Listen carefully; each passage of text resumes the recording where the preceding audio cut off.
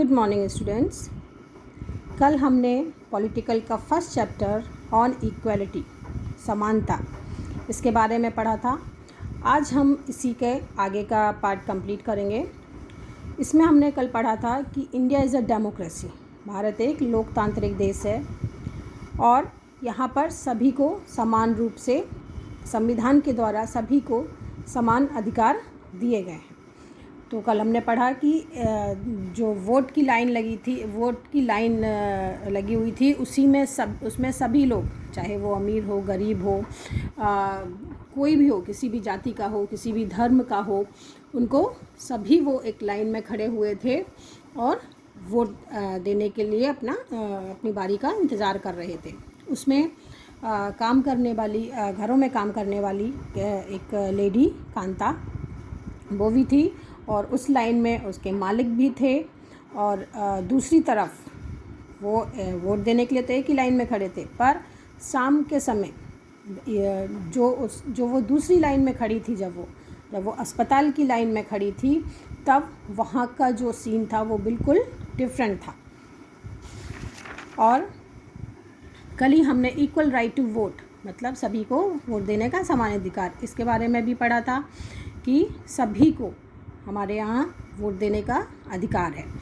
और other kind of equality, कि दूसरी तरह की इक्वालिटी क्या होती है, वही जो मैंने आपको बताया कि जो लोग हैं हमारे यहाँ, हमारे संविधान ने ज़रूर हमको ये अधिकार दिए हैं कि सभी लोग बराबर हैं, पर जो रियल में ऐसा नहीं हो पाता है। बहुत जो लोग हैं उनके साथ बहुत सारे डिफरेंसेस उनके साथ बहुत भेदभाव होता है और बहुत सारा इनइक्वलिटी का एक्सपीरियंस करते हैं वो लोग, जाति के नाम पर, धर्म के नाम पर और जेंडर के नाम पर।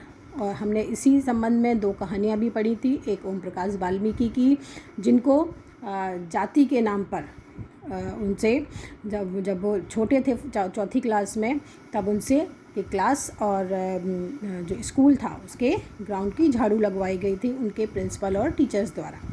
और इसी तरह जो हमने दूसरी स्टोरी सुनी थी वो थी मिस्टर एंड मिसेस अंसारी की, जो किराए से घर ढूंढने के लिए बहुत ज़्यादा परेशान होते हैं और उनको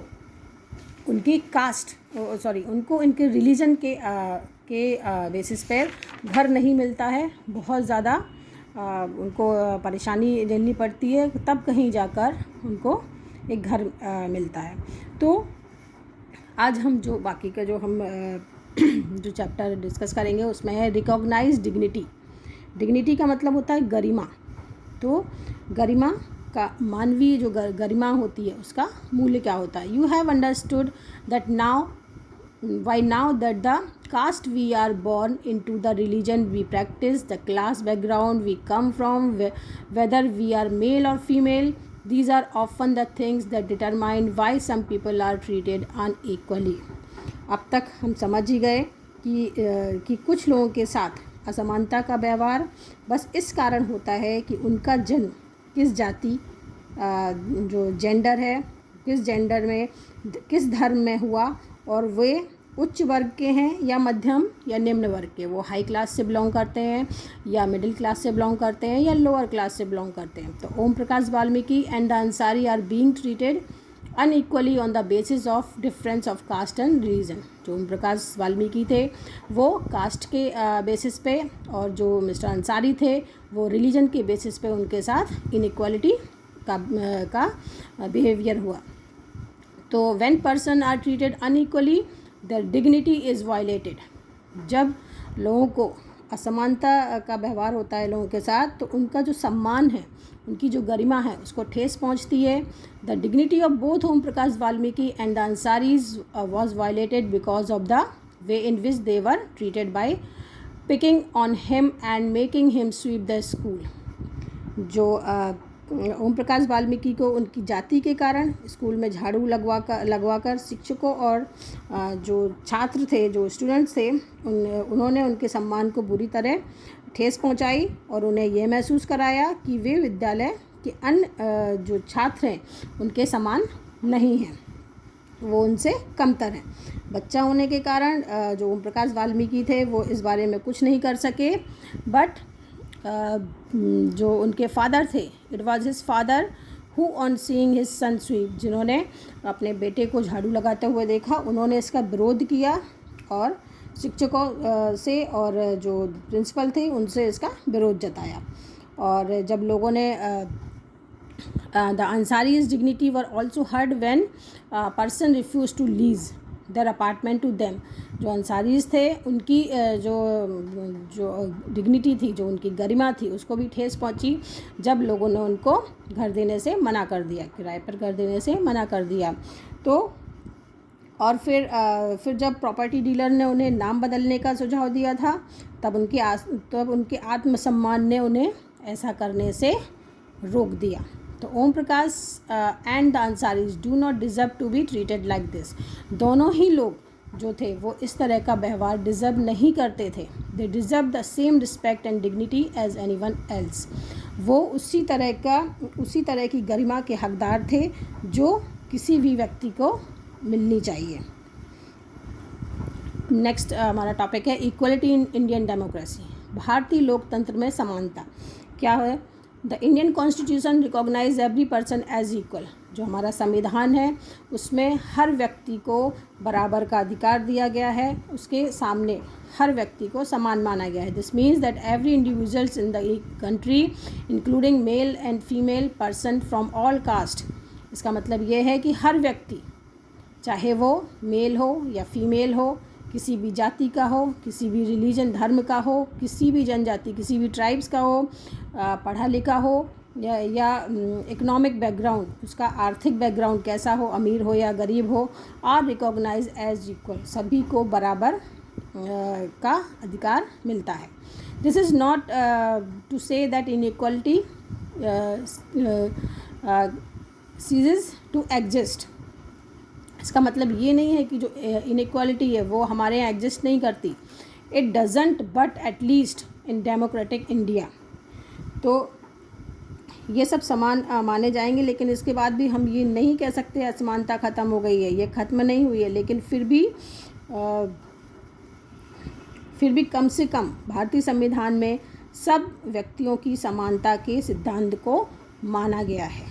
जो the principle of the equality of all person is recognise. सभी व्यक्तियों की समानता के सिद्धांत को हमारे संविधान में माना गया है। While earlier no law exist to protect people from discrimination.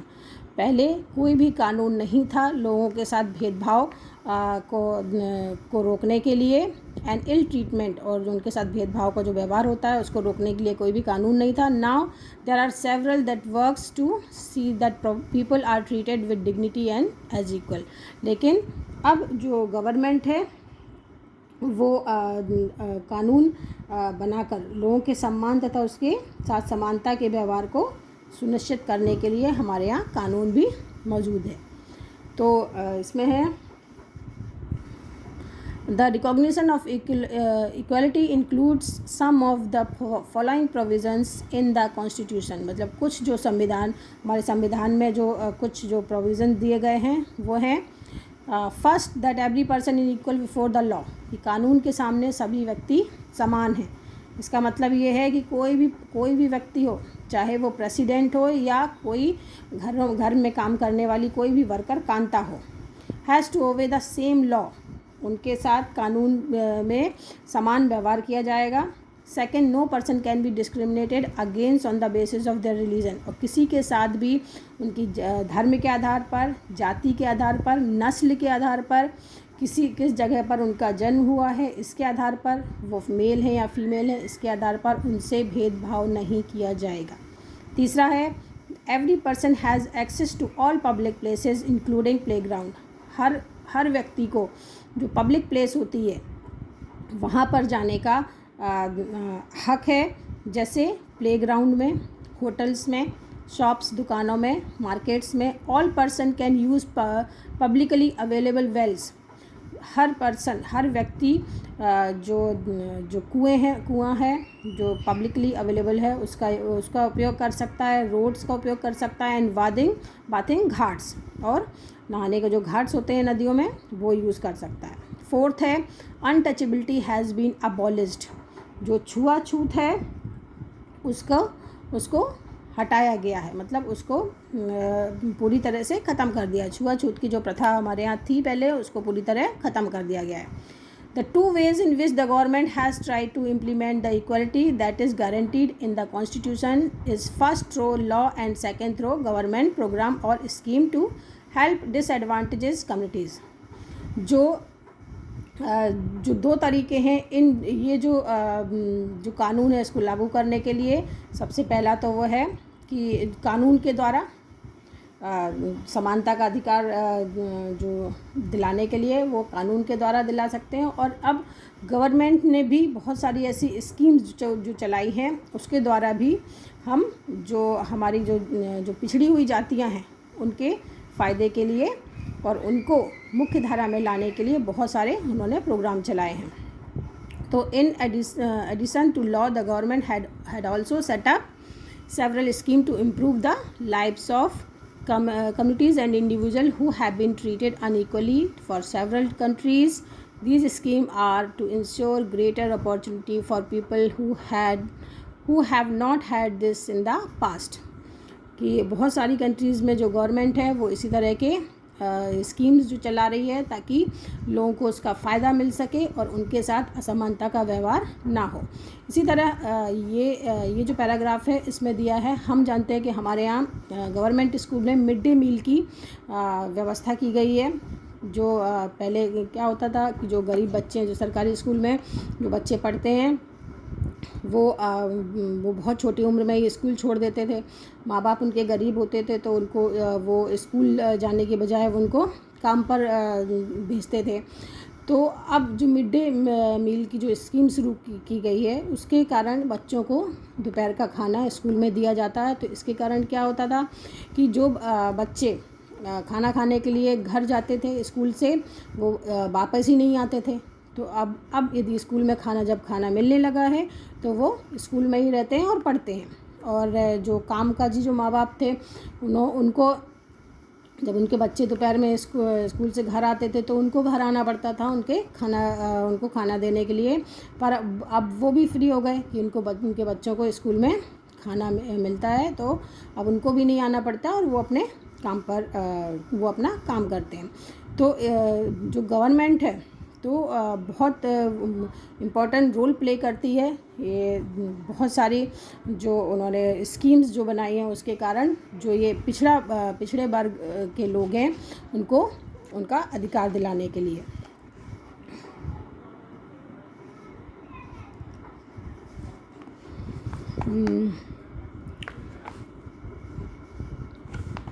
Issues of equality in other democracies, मतलब जो दूसरे लोकतांत्रिक देश हैं उनमें भी ये समानता का ऐसा नहीं है कि वहाँ भी ये सारी चीज़ें नहीं होती हैं, वहाँ भी एग्जिस्ट करती हैं ये सारी चीज़ें। You are probably wondering whether India is only democratic country in which there is inequality and where the struggle for equality continues to exist. मतलब कि इंडिया ये केवल ऐसा देश नहीं है जहाँ पर ये असमानता पाई जाती है और जो समानता के अधिकार के लिए लोग संघर्ष कर रहे हैं। The truth is that in many democratic countries around the world the issue of equality continues to be the key issue around which communities struggle for. बहुत सारे देश हैं जहाँ पर समानता के अधिकार के लिए जो लोग हैं वो संघर्ष कर रहे हैं। इसी तरह का एक जो देश है वो है अफ्रीकन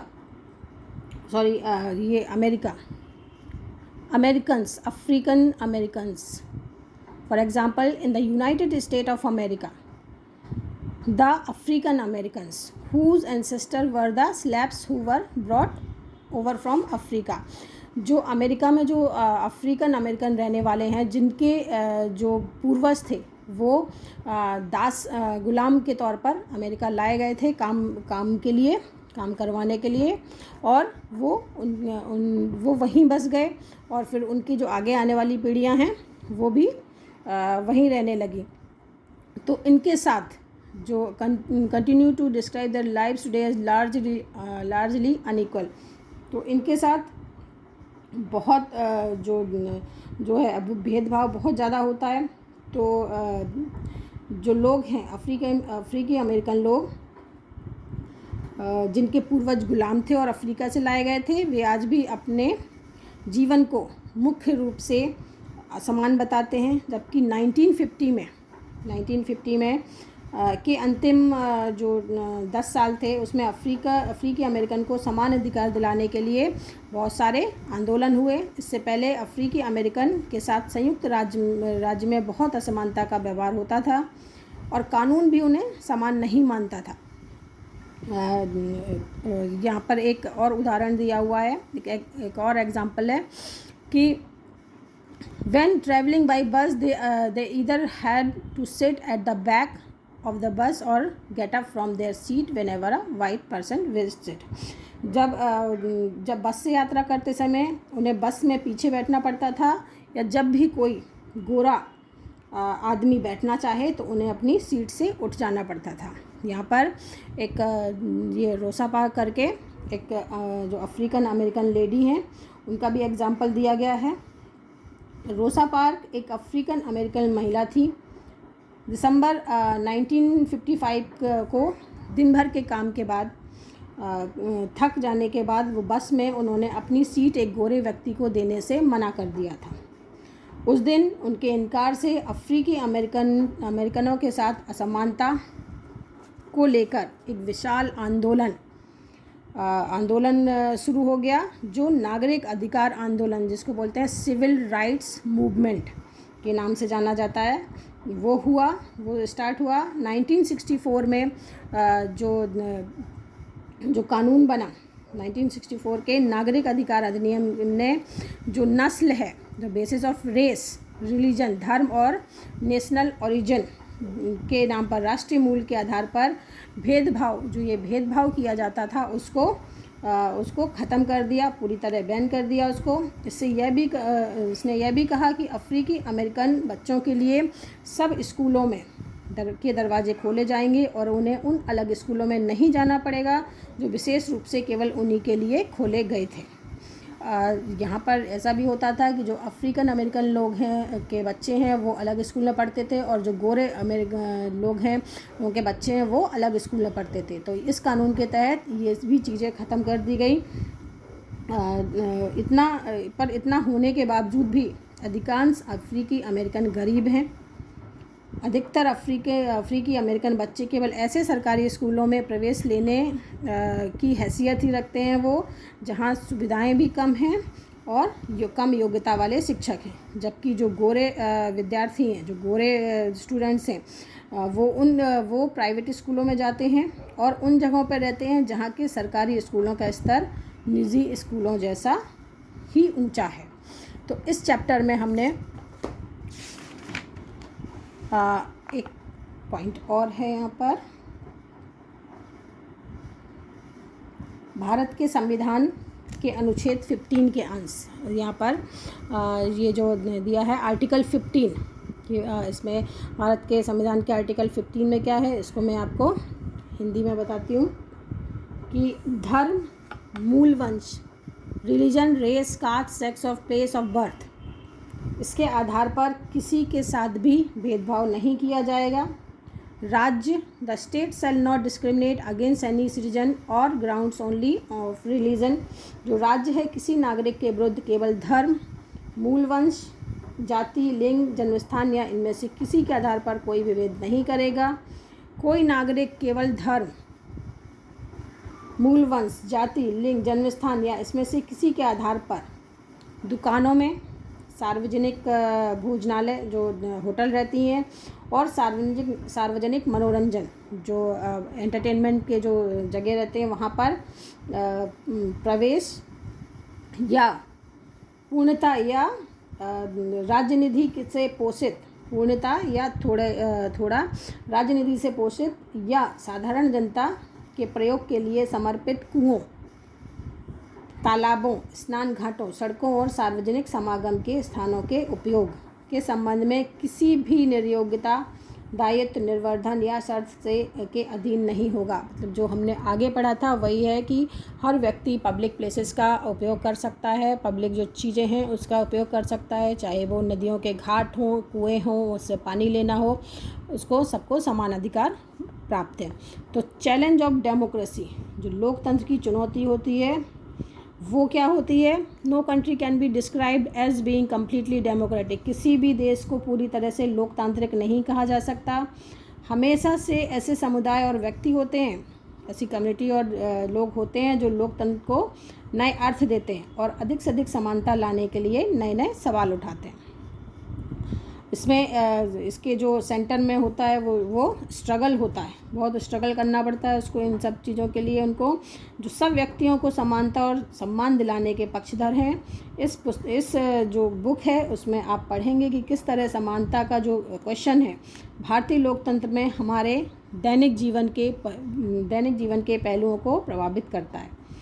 और ये जो चैप्टर्स हैं इनको पढ़ते हुए हमको ये विचार करना है कि क्या सब व्यक्तियों की समानता और उनके आत्मसम्मान को ऊंचा रखने की भावना को लोग स्वीकार कर रहे हैं, क्या ऐसा होता है रियल में?